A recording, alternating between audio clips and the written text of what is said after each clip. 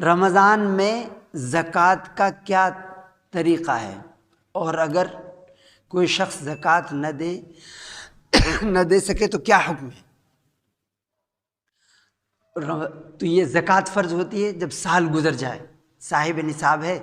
اس پہ سال گزر جائے، یعنی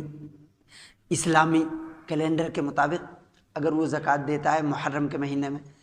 تو اگلے محرم میں اسے 1 سال ہو جائے گا۔ لیکن رمضان شریف میں اگر وہ دیتا ہے تو اس میں چونکہ پہلے بھی دے سکتا ہے آدمی زکوٰۃ،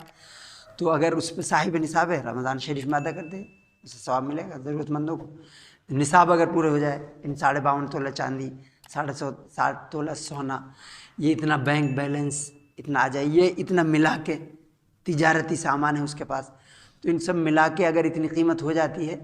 اور یہ تقریباً 40,000 کے قریب ہوتی ہے 52 تولہ چاندی، تو وہ ہے، اور 1 سال گزر جائے اور اس کے ذمہ قرض نہ ہو تو وہ اچھا ہے، زکوٰۃ ادا کر دے وقت ہونے پر۔